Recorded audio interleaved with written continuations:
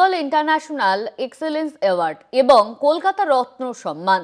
এ সম্মানিত হলেন নানান ক্ষেত্রে কৃতি ব্যক্তিত্বর প্রধান অতিথি ছিলেন বলিউডের কিংবদন্তি মন্দাকিনী। আনন্দ আর গৌরবের মেলবন্ধনে সেজে উঠল সিটি অফ জয়। কলকাতার এক নামকরা হোটেলে আয়োজিত হলো বেঙ্গল ইন্টারন্যাশনাল এক্সেলেন্স অ্যাওয়ার্ড এবং কলকাতা রত্ন সম্মান। ঝলমলে তারাখচিত সন্ধ্যায় মঞ্চে সম্মানিত হলেন নানান ক্ষেত্রের কৃতি ব্যক্তিত্বরা। আর অনুষ্ঠানের প্রধান আকর্ষণ ছিলেন বলিউডের কিংবদন্তি মন্দাকিনী।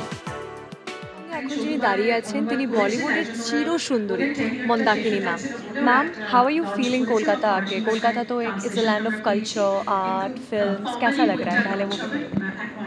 लाइक मैं तो यहाँ हमेशा आती रहती हूँ और मुझे हमेशा बहुत अच्छा लगता है, समथिंग न्यू।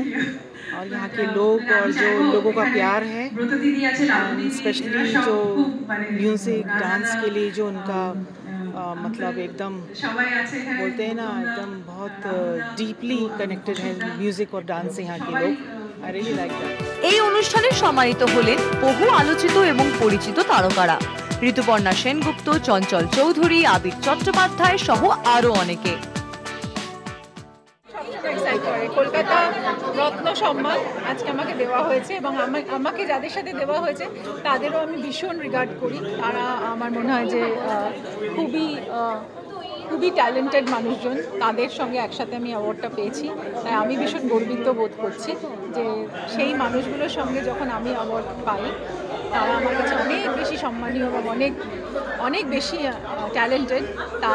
তাদের সাথে যদি অ্যাওয়ার্ড পাই তখন নিজেকে খুব ধন্য মনে হয়। পুরস্কারটা একটা আলাদা আনন্দ দেয়।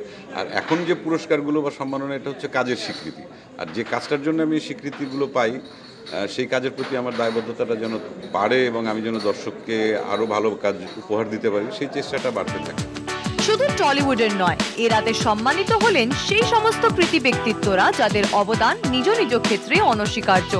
সম্মানিত হলেন বিশিষ্ট পরিচালক গৌতম ঘোষ, সাংবাদিক গৌতম ভট্টাচার্য, কিংবদন্তি ফুটবলার দীপেন্দু বিশ্বাস সহ অনেকে।